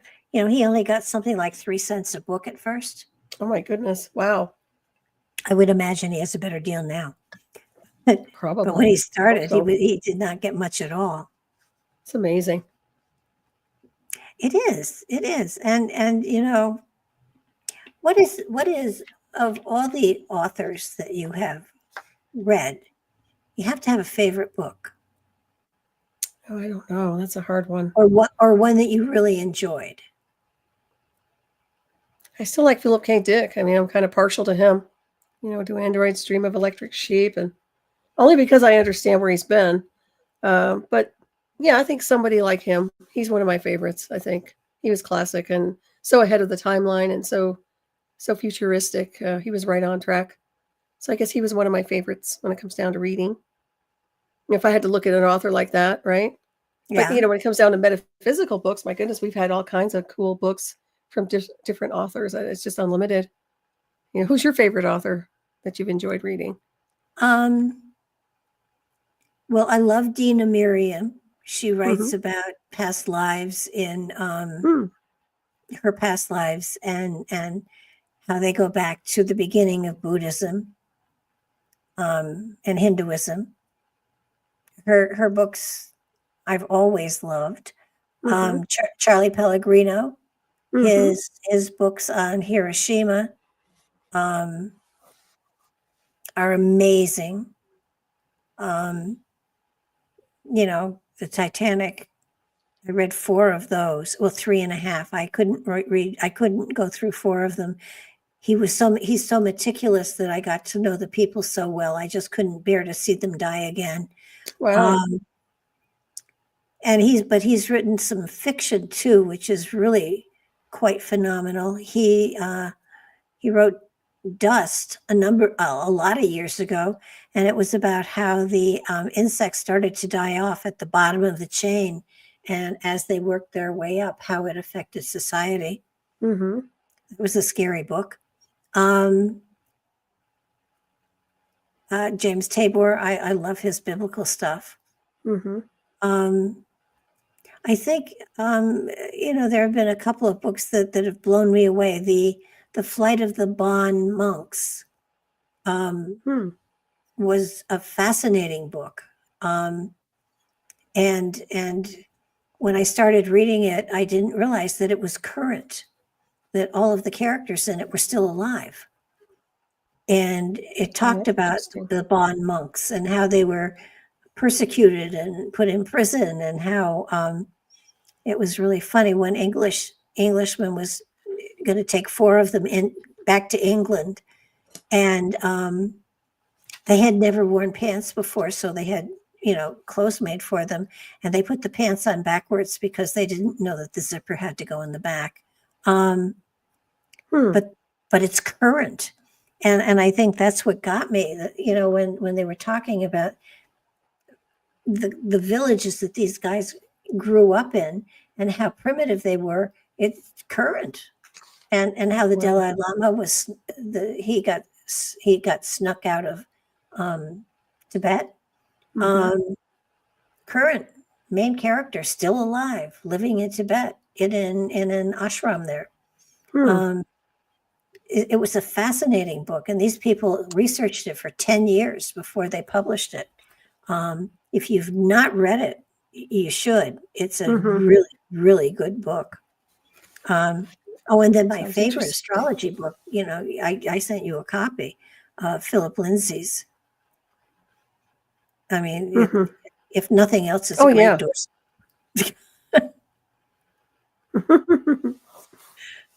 It's a heavy book, Oh, yeah. It's like an but encyclopedia. it is. It is. And he was a charming interview, just absolutely charming. So, there are a lot. I have a lot of Mhm. Gary Wayne with all of his Genesis 6 material. I have learned more Yeah. about Genesis 6 than ever I imagined. I mean, Mhm. I have become almost a biblical encyclopedia in some areas. So, That's awesome. it stretches you. It makes you a better Mhm. person. I mean, I will grant you that if you put me in a PTA meeting, I wouldn't have anything to talk about to anybody. It's not the kind of material you can stand in line at the grocery store and say, "Did you know that?" Um, Right. so but it gives you such a wonderful wealth of material um, to utilize, to incorporate into other things that you're doing to get inspiration from. And Mhm. um, I think the hardest thing that I have found over the years is that every now and then I will read something that is just so phenomenally wonderful and exciting. It blows my mind, and there's nobody to talk to.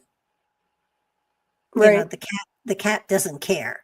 And, I'll read something Maybe and the I'll say, cat does. "Oh," I'll read something and I'll say, "Did you know?" And she'll look at me like, "Is it snack time?" Aw. So no, there has been, I forget what it was, but I guess I had it on tape and I was going someplace and I was driving in the car, and every now and then something so profound was said, I would have to pull over to the side of the road, back it up and listen to it again because Mhm. it was so insightful and moving and just a joy. So, I mean, but there's a love affair you have with the written word or you don't. Mhm. And some people, and Tolkien, the Lord of the Rings. I mean, my goodness. Mhm. I think You could get everybody's read Lord of the Rings. Oh yeah. Just And about. and then there's always Harry Potter. I love Harry Potter too. Yeah. Love I that even series. love the spin-offs from it.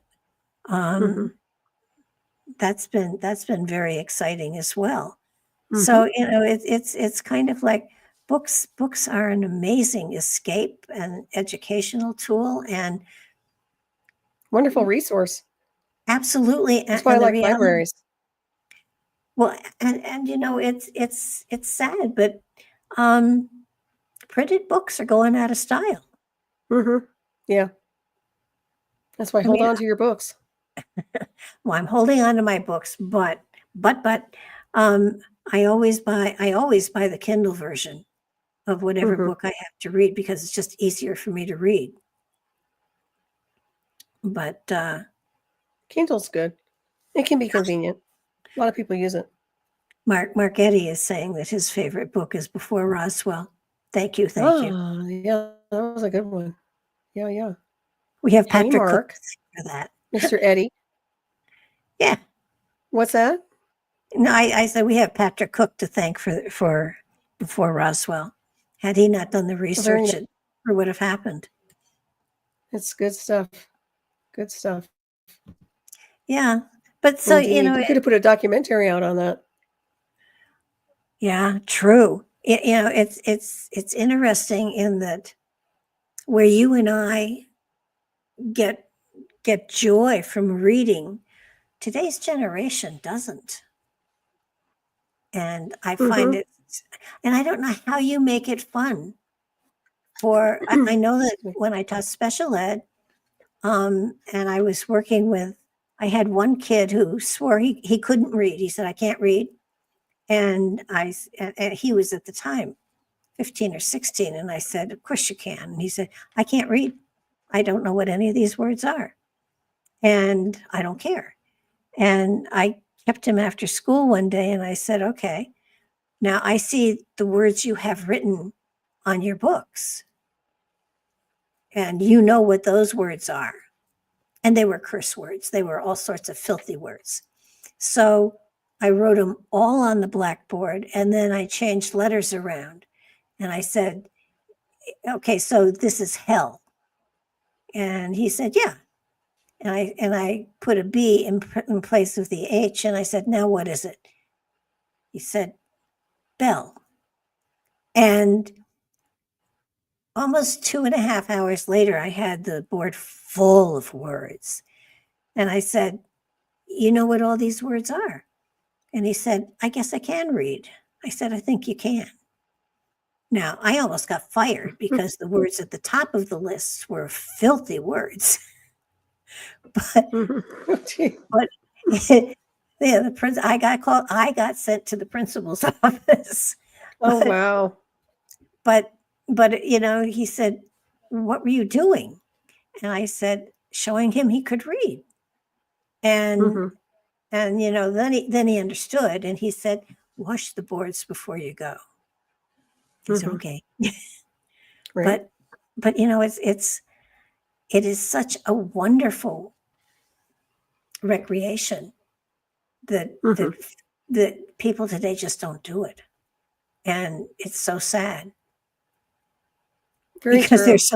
Because there's so many of us out there writing books. Well, I know. Plus, reading is kind of like you need to know. I mean, you just need to know how to read, period. I'm sure people do. But yeah, it doesn't hurt to pick up a book. Not necessarily, because, with that little microphone, it'll read it back to you. Oh, right. Yes. It's not necessary anymore. And what happens if the electrical grid goes down? You have Planet of the Apes again, I guess. Oh, gosh. The monolith comes to mind from 2010 Space Odyssey or 2001. Oh, geez, yeah. But you know what? It really is. I mean, do they know how to, take things apart and put them back together? Some people really do. They're very good at that. But yeah, I mean, it's good to have a backup, right? In the old days, we used typewriters. It's unheard of. They're obsolete now. Isn't that amazing, right? I can remember when I first started doing the readings on the Mandelas that I was writing. I was writing them out on a yellow pad, and my mother was then typing them up for me. Wow. So that was before computers had keyboards. I mean, yeah. when I was young, when I was 1 or 2, there was no TV. TV had not been commercialized at all at that point. So I don't know if TV is a good idea or not. It just seems to me that, it's great. I would say it's great for information, but it's not, because you never know what you're getting. These days you have to almost check everything you hear. And even then you don't know if you got the truth. So yeah, it's mostly entertainment at this point. I think it's always been entertainment to some degree, but yeah, minimal amounts of, like the History Channel or things like that. But even nowadays, yeah, it is what it is. But it was a babysitter for a long time for a lot of people. Use that, their kids and this and the other. A lot of people have downtime. I mean, they don't eat at tables anymore. They used to sit at the in front of the TV instead of sitting at the table, right? So everything changes a little bit, but just watching something and zoning out, I guess. Yeah. And I get it. Everybody needs to just decompress, here and there, but. Well, there has to be evolution of technology, but it takes away from a family unit. And that's where I see the danger in it. Right. To me, talking around a dinner table, well, I'll admit, when I was the kid, I didn't like it. Mm-hmm. but now I see the point to it. Well, And communicate. Yeah. Mm-hmm. yeah, but not anymore. People eat at different times, at different places, at different ways. Gosh, my son and his family, I mean, they're all very, very busy. Mm-hmm. But it's sort of like, and they do go on trips together. So they have together time and stuff. But I am so glad that I'm not having to really be out in the workplace and survive Mm-hmm. these days. I Oh, yeah. am very happy to work from home. Mm-hmm. No, I don't blame you at all on that one. I think a lot of people would prefer either being retired or working from home for sure, instead of being out there in the world of crazy. It is, and you know, I feel very sorry for the generation that is now coming up. I can't Mm-hmm. imagine. I can't imagine what their lives are going to be like. And I'll Yeah, we'll sit see back where and they go with this tech. Mm-hmm. well, do I you mean, I think think it's that going to be converted. What's that? What's that? what what did you we're going to see what they do with X? No, I just think it's going to be AI conversion. I think everything's going to be the future will be breakaway, but not off planet for these guys. I'm saying these upcoming people, if they make it, it will be artificial intelligence more virtual than you can possibly imagine, and a very small percentage of people sustaining themselves versus a bigger population. I think that the big population is going to go. So we'll see. We'll see what they have in mind the next year or two, and how far they go. But yeah, I mean, that's what I see anyways, because it's not sustainable right now. Nothing's sustainable at this point in space time, No, from the what way it I'm is. looking at, it doesn't seem it is. And it's And not. People are too, yeah, it's just not. Well, go ahead. well, we're overcrowded, Hmm. and And poor we're and broke, we're and they're overworked. just no good. Yeah, They're not educated. Okay. well, and not only that, but you know, when I used to see in some places, you know, guys that'll wash your windshield if you're at a stoplight, or um, and every now and then a veteran that you know would needs food. But now there are tent cities of people Hmm. that have no place to go and they don't have Right. jobs, and it's like, my And they're goodness. not drug addicts either. I mean, some are, but a lot Oh, of them are just people who can't afford their rent because the rents are outrageously high. So they're literally forced to live in some kind of a weird environment.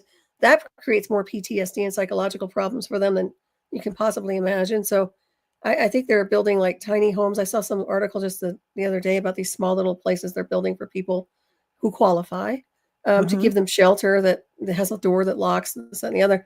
I mean, honestly, there's no reason for people to be out on the streets unless you just want them to be out on the streets like that. I don't think it's appropriate. I think it looks bad for any country to have that kind of thing going on. And the lack of education, yeah, I can go on about what needs to be fixed and where we need to head with it, but we'll see. But yeah, it's not pretty. It's not pretty at all. Well, I know that at one point in New York City, this goes back probably 20 years, um, the mayor had taken one woman off the street because it was freezing, and cleaned her up, and then found her family and reintroduced her into her family. And within 3 months, she was back on the street because she preferred to be on the street, and she didn't want to let her sleeping place go. She didn't want anybody Wow. else to take it.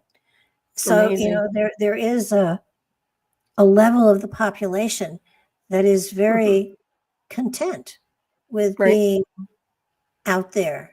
It's very interesting. Yeah, I think they get used to it to such a degree. I agree with you on that. That they just don't want to go any place that looks civilized.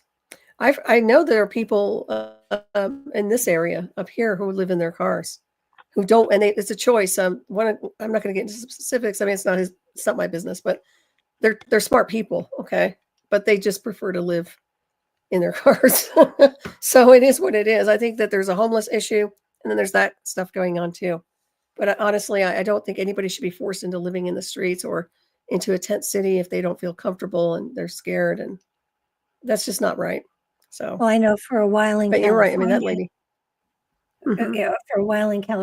there were huge areas where trailers were just parked along the road, and they were homeless people that were living in their trailers. Mm-hmm. Yeah. So, it's a different way of life. And I think we have Mm-hmm. nomads that are Mm-hmm. traveling around that way, that are living on the road, that are Mm-hmm. living in trailers and in their Mm-hmm. cars. Yeah, they live in vans. They live in nice cars. Yeah, they do. They do. I've seen that on YouTube. A lot of them. They seem to be comfortable with it. That could be PTSD too. It could be a psychological issue that they feel like they have to keep moving. They can't stay still, or they feel like they're not safe, so they want to be in one little area. Who knows? Could be all kinds of stuff going on. I know. It's just very strange to me to see that I going think on today, here in this I day and think age. I think today there are more people suffering from PTSD than ever before. And Yeah, there's all kinds of trauma. maybe it's just diagnosed now, but it seems to Hmm. me that it seems to be a more common thing than it ever was before. Hmm. And there was a time when I thought it would be the coolest thing in the world to get a big motorhome van Hmm. and travel and just go to different places and stay there for a couple weeks or a couple months and then move to another area. To me, if I had my own home, my own bed, my own closet, my own bathroom, I'd be fine. Hmm. But not today. With the price of gas. That's another one. Yeah, so So, many things to factor in. Yeah. but it would have been, had I been 30 years younger, I might have even decided to do that, rather than moving down here, Hmm. just doing some traveling, and having a facility so I could still do my podcasts. Hmm. But, it no way. I am a stay in one place person now.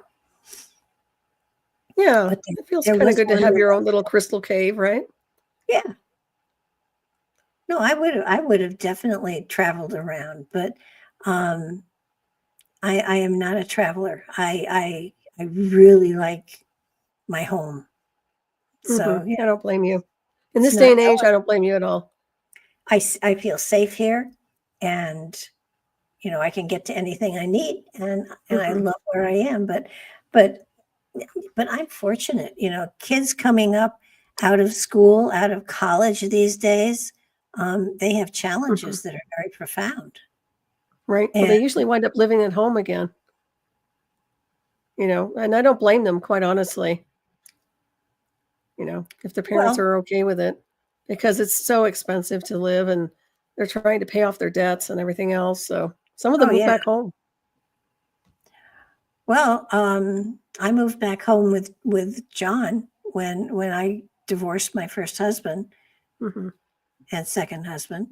Um, my mother swore that if I moved out again, she was going to change her address and not give it to me, Hmm. um, just so I wouldn't come back again.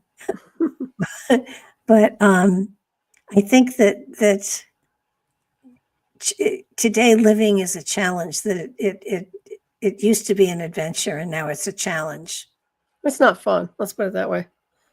I don't think people are enjoying their lives. The minimal amount that they have is all survival related. I could be wrong, but I don't think so. I think a lot of people are just stressed out from just trying to sustain themselves. And if they could take that off of them, that pressure, I think we'd have a better society, quite honestly. They're stressed out big time. Well, farmers are, if you grew up on a farm and you lived on a farm, that's not a bad life. Hmm. But is, being in a city and having to survive is tough. I know that um, I watch The Voice on TV, and half of them, maybe a quarter to a half of the people that are on the show come from Nashville because Oh, wow. they've come to Nashville to make their mark, to be discovered and whatever. And I mean, Hmm. Nashville is a mecca for artists, I guess. Hmm. Um, but those are the kind of people that are going to follow a dream. And it's always tough to follow a dream. I mean, you eventually make some sort of life for yourself, but it's a very difficult dream to follow. Right. Well, at least they try. And I give them kudos for trying. Oh, yeah. Because if you don't try, you'll never know, right? Just like back in the old days, California was a great place to have success. I mean, but nowadays it's a little bit more difficult. But back then, can you imagine just being out there in the early days? I mean, I bet it was fabulous. And so, well, you're from California, aren't you? Or no? New York. Okay. Other But it coast. seems to me, yeah, it just seems to me like it would have been a great time to just kind of get a place and do your thing, be happy by the ocean. I think that would have been really cool. Yeah, it probably would have been. Mm-hmm. I would have liked being out there further back in time. I would have mined for gold. I would have definitely yeah? been. I would have gone for the gold. Just the excitement of Gold in either those hills. panning for it, not about to go down in a hole in the ground, but I definitely would have been a gold miner. Actually, and the other thing I That's pretty fun. oh yeah, dirty but fun. In Australia, they've got the opal mines again. Hmm. You know, at one point in time, I wanted to, again, a motorhome. We have deposits of diamonds and rubies and emeralds and sapphires in this country. I would have gone mine to mine trying to find my own gemstones. That would have been fun. Oh yeah. But again, have my own bed, my own bathroom, my own closet, right, my own kitchen, your little place. Yeah, I'm not gonna rough it. But I'm not a fan of camping and that kind of camping either. I used to camp. I'm not doing that anymore. Of course, I live near a national forest now, so I don't have to. That is my camp. I live in a campground basically. Where I live is backed up right near the national forest. So it must be it's where everybody goes to escape. It is, but it's concerning with fires and this and the other. But nonetheless, yeah. I mean, but yeah, those days of camping and like, oh no, homie, not playing. What kind of wildlife do you have? Everything you can imagine. I have a bobcat. I have the moose I haven't seen for a while. We have elk and deer, all kinds of things. I saw a mountain lion not too long ago, a couple months ago. He ran right in front of my yard. Did I tell you that? I don't know. No. Oh man, the dogs went crazy. They think they were in the house, but I look out my window. There's this big mountain lion running by my window. I'm like, oh my gosh. So yeah, we get everything out here. Whatever you can imagine, they're here at some point. I haven't seen any bears yet, but two-leggeds are out. They're coming up the mountain now. The weather's beautiful. So, of course they litter. They're not as nice as the animals. So, well, isn't the theory you bring back everything you take in? You don't leave anything. Well, that's how it's supposed to be, right? Yeah. Mm-hmm. Yeah, they like it up here. I can tell when people come up here to bike or whatever they're doing. It's a whole different place. It gets away from the craziness of the city or anything else. But we come out here because we want quiet and peace. And I've noticed that when they come up here, they're very loud. They're very noisy. They talk loud and they still have their phones with them. They're just not understanding what they're looking at, right? So it's interesting. But I love my animals out here. Yeah. No Bigfoot, huh? Not yet. Everybody says there's a Bigfoot out here. We have this big running joke that there's a Bigfoot, but there really isn't a Bigfoot. I'm sorry. I'm very skeptical of Bigfoot. Some people are not. I think it's a bear or something else, but I don't know what your take is on Bigfoot. I think it's interdimensional. Okay. I've never met one. Knock wood. Right. Well, I haven't seen one. No skeletons, no scat, no. I mean, there have been sightings, so yeah, I think they do exist, but I think they're interdimensional. Well, it could be. I know I've heard people. I mean, I have friends that say other states, that they swear by it, but I'm like Mulder when it comes to that. I want to believe. So, and I don't want one at my door. Okay. No.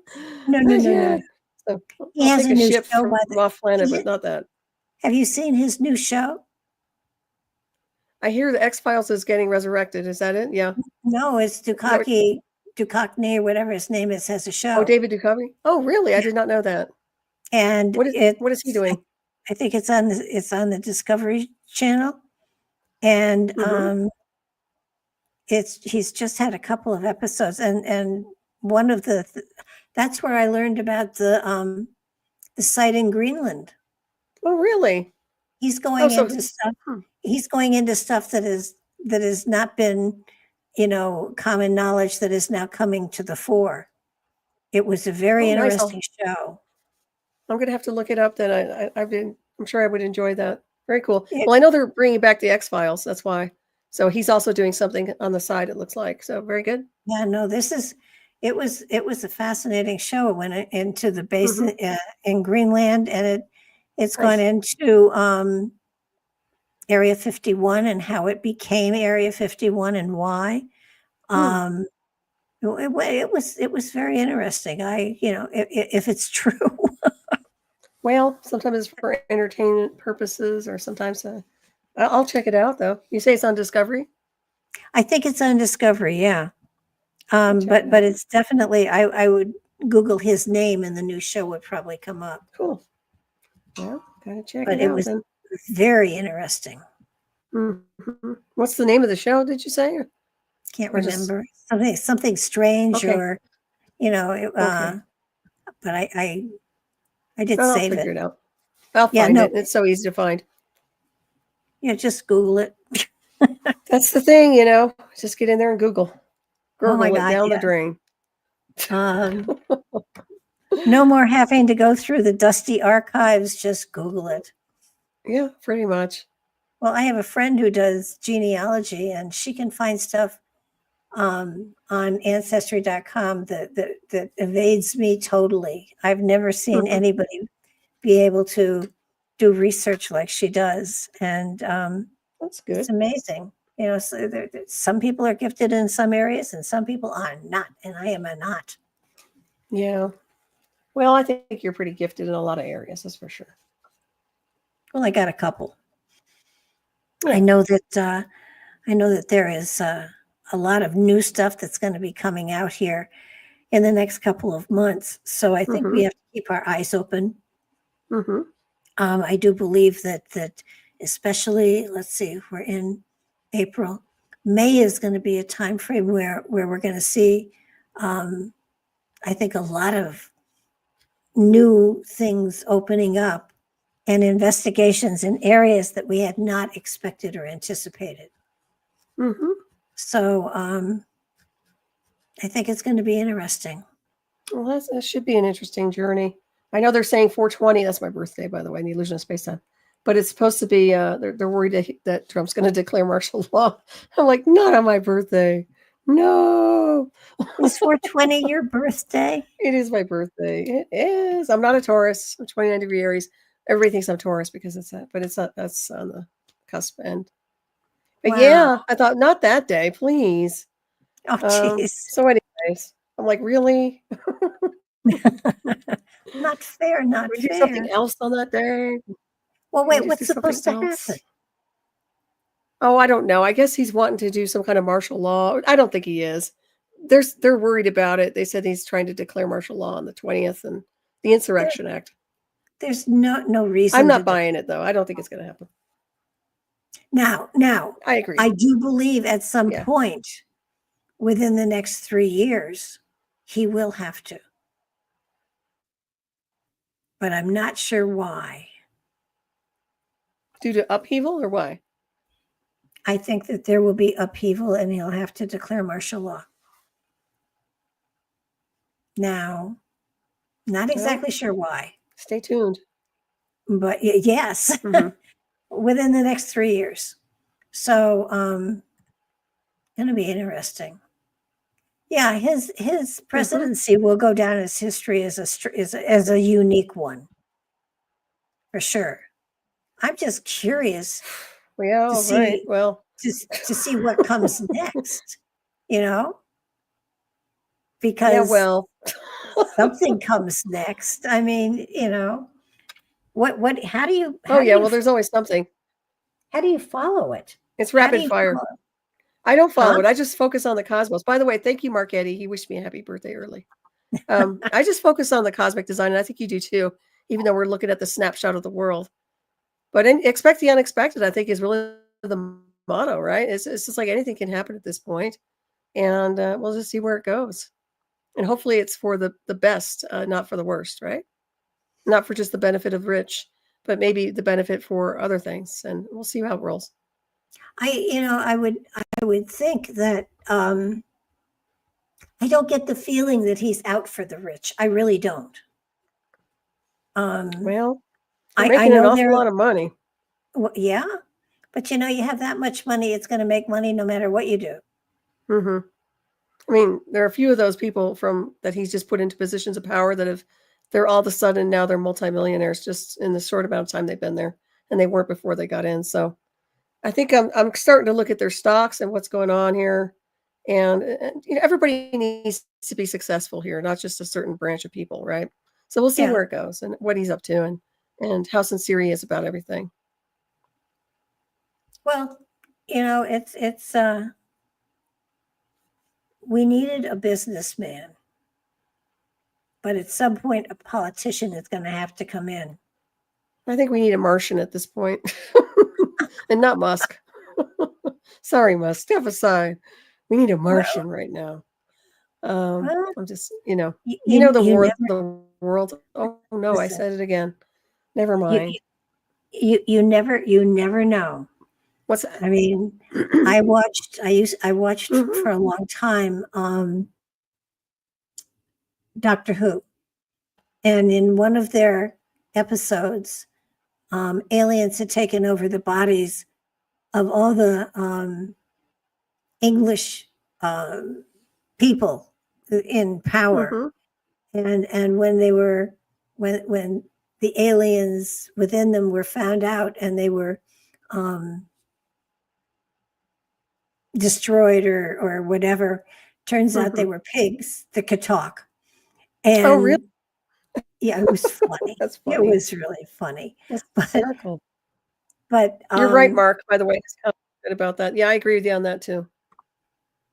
You said there are a lot of sudden billionaires after recent invention. Yeah, that's true. Yeah, unfortunately. Well, we have a lot of things. Actually, we have a lot of things to be thankful for, and a lot of things to complain about. And we're so fortunate. We are so fortunate to be able to complain without having Men in Black coming and getting us. Well, for now. Yeah. I'm kind of an MIB spinoff anyway, so honestly, they really should be leaving me alone. And we're almost out of time. Oh my gosh. I know. Barbara. It's been a great show. So wonderful to connect with you. Want to tell everybody where you can be found, and we will let everybody go to bed? Sure. Yeah. Well, I'm over there for my other shows, Raven Star's Witching Hour, 12 midnight Eastern Time, 9 p.m. Pacific, on Revolution Radio Studio A. And then, of course, Hyperspace Night Files on Fridays, same station, at 5 p.m. Eastern Time, 5 p.m. Eastern Time, of course, Studio A. And Night Shadow Anomaly Detectives is my website. Okay. Books are on Amazon. And I'm at barbaradelong.com.